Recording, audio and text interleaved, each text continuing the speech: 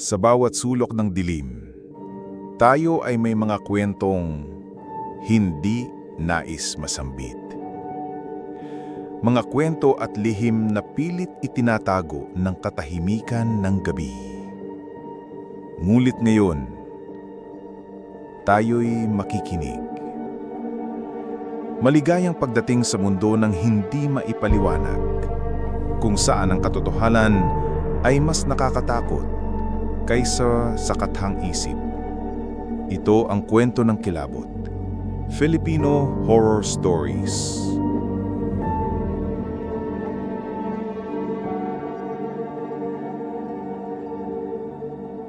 Maligayang pakikinig sa ikalawang episode ng Kwento ng Kilabot, Filipino Horror Stories.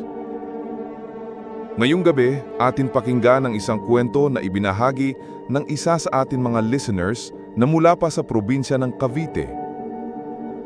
Mag-ingat sa pagbili ng tinapay, lalong-lalo na kapag pandesal. Baka ito'y galing sa ang panaderya sa dulo ng bayan.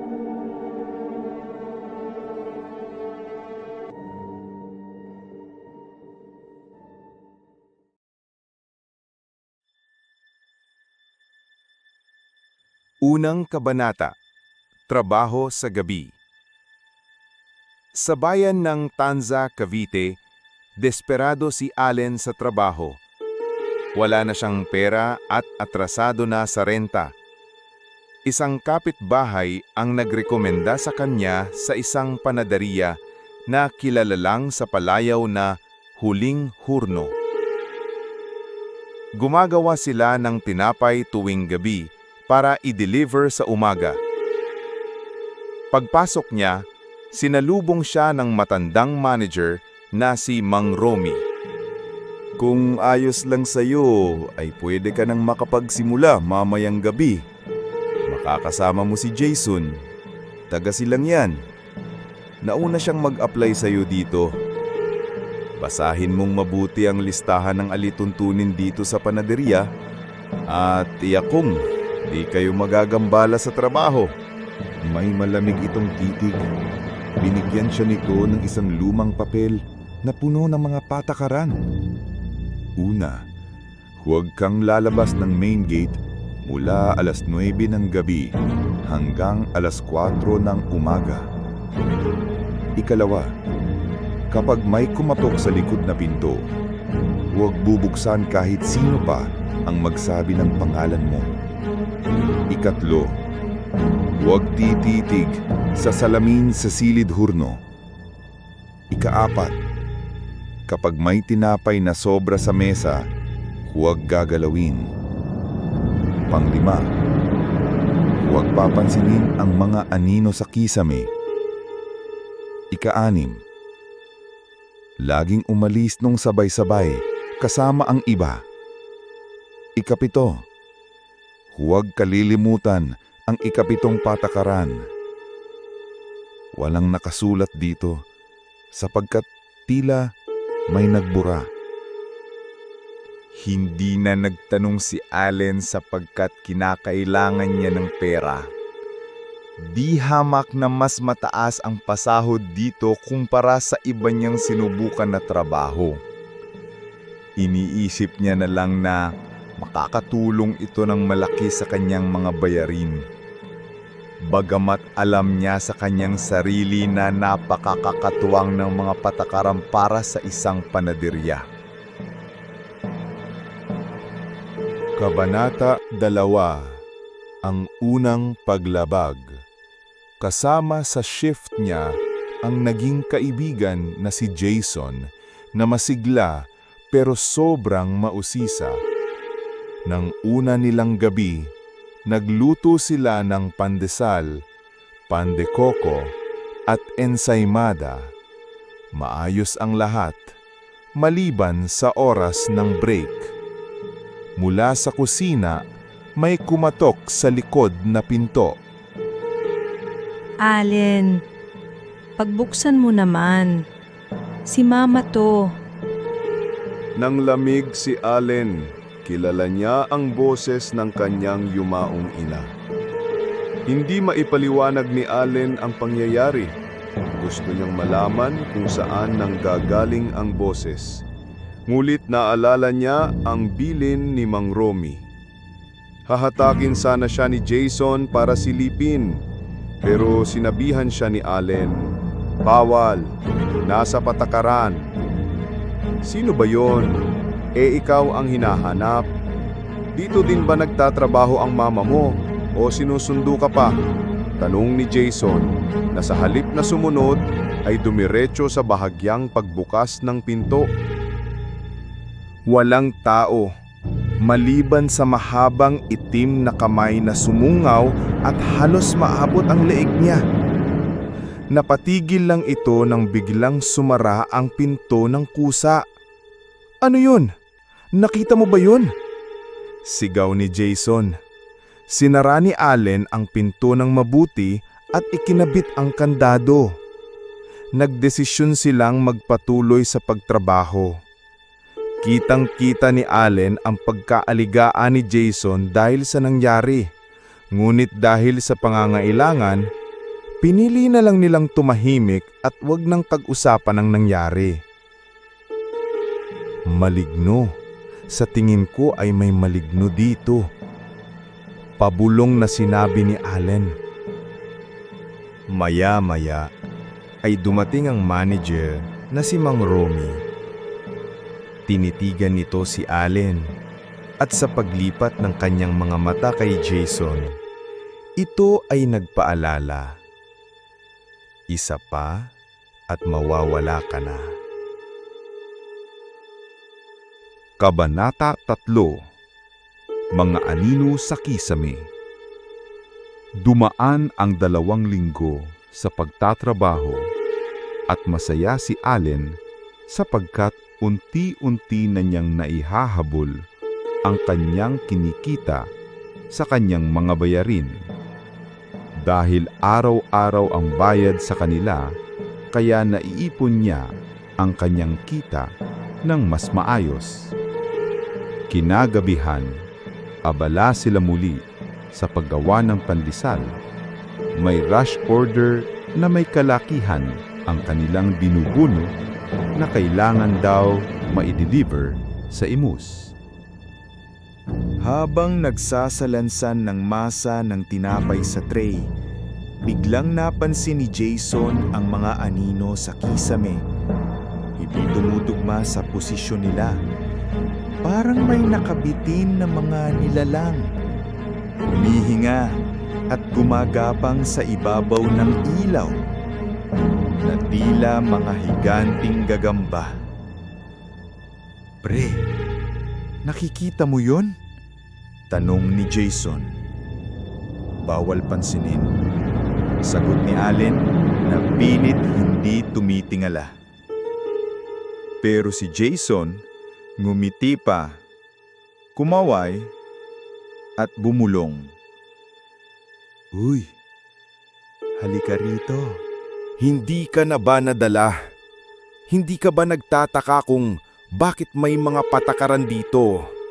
Bakit malaki ang pasahod sa atin? Pati na rin yung maligno na umatake sa iyo sa pinto." Sambit ni Allen habang tinatapik ang braso ni Jason. Maya-maya lang, bumaba mula sa kisame ang 3 aninong parang mga basang tela. Wala silang mukha, ngunit may ngiti na nakalubog sa kanilang balat. Napapatitig ang 2 at sa isang kisap mata, napalitan ng lawa ng dugo ang pwesto ni Jason. Parang sumabog ang katawan nito, ngunit walang buto o laman loob na bumagsak. Maski na damit ay naglaho rin. Tanging dugo lamang na naglawa sa sahig na tila nagtalsikan mula sa kinatatayuan niya ang natira. Walang sumisigaw maliban kay Allen at walang ibang nakapansin.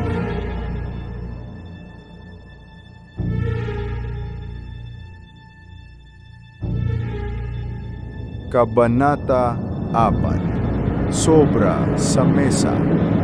Pagkatapos ng insidente kay Jason, ay napaisip si Allen kung itutuloy niya pa ba ang pagtatrabaho sa panaderya. Alam niya sa kanyang sarili na may mga malignong gumagala sa panaderya na yun. Ngunit kung siya naman ay di na magpapatuloy, ay tiyak ang kanyang pagbalik sa pagiging gipit. Sa huli, nanaig ang kanyang pangangailangan at muli siyang bumalik sa trabaho. Basta susundin ko na lang ang mga patakaran. Alam kong hindi ako matutulad kay Jason. Sambit niya sa sarili. Kinabukasan, wala na si Jason sa listahan ng mga empleyado. Parang wala siyang kailanmang naging kaibigan o kakilala. Nagpatuloy sa trabaho si Allen, ngunit ramdam niyang sinusundan siya ng tila malamig na hangin. Isang madaling araw, nakakita siya ng tinapay na sobra sa mesa. Isang pandesal. Umuusok pa kahit tapos na silang maghorno. Gutom siya at iniisip niyang baka normal lang ito. Pagkagat niya, may matigas na bagay sa loob. Isang kuko ng tao, sariwa at may dugo. Pagsilip niya, nakita niyang puno ng itim na uod ang loob ng tinapay. Kumikilos papasok sa kanyang lalamunan. Nagsuka siya ng dugo at mula sa gilid ng mata, may aninong nakangisi sa salamin na bintana.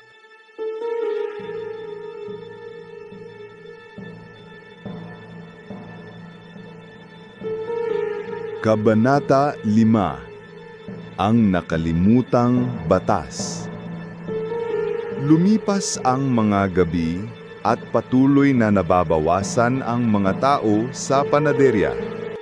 Wala ni isa ang nag-uusap tungkol dito. Madadama ang kaba at takot sa mga empleyado, ngunit makikita mo sa kanilang mga mata na kanila itong naiintindihan. Para bang isang lihim na alam ng lahat. Isang gabi, sinubukan ni Allen sundin lahat ng patakaran. Pero nang matapos ang shift, nagmamadali siyang umuwi mag-isa kahit madilim pa. Sa kanyang isip ay susubukan niya na lamang maghanap ng ibang trabaho. Iba ang takot na kanyang naramdaman matapos siyang tila paglaruan ng itim na anino sa tinapay na kanyang isinubo. Sentido komon na ang nagsasabi sa kanya na di matutumbasan ng pera ang kanyang buhay kung magpapatuloy pa siyang magtrabaho sa piling ng mga malignong itim. Subalit, nakalimutan niya ang ika-6 na patakaran. Laging umalis ng sabay-sabay kasama ang iba. Paglabas niya sa main gate, napansin niyang tahimik ang paligid. Masyadong tahimik. Sa kalsada, walang tao, walang ilaw. Ngunit sa bawat anino sa paligid, may nakatayong mahahabang nilalang na payat, parang gawa sa usok. Ngunit may matutulis na ngipin na parang pira-pirasong bubog. Allen, Bulong ng isa habang may malamig na kamay na humawak sa kanyang balikat. Kabanata 6. Ang huling pagkagat. Bago pa siya makatakbo, bumukas ang lupa sa ilalim ng kanyang mga paa at tuluyan na siyang nilamon ng mga anino.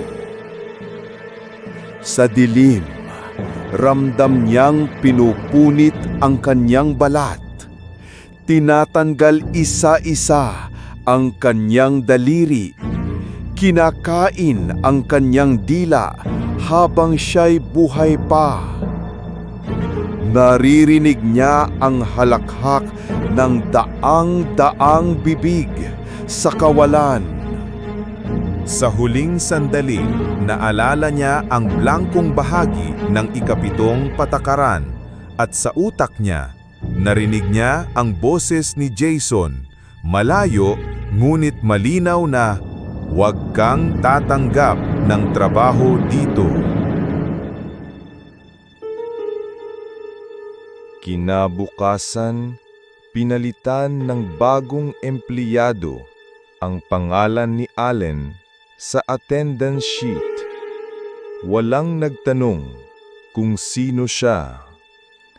Sa dulo ng mesa, may mainit na pandesal na sobra at sa loob nito, may maliit na piraso ng laman na parang mula sa pisngi ng tao. Tinatay na naghihintay para sa sinumang tatanggap nito.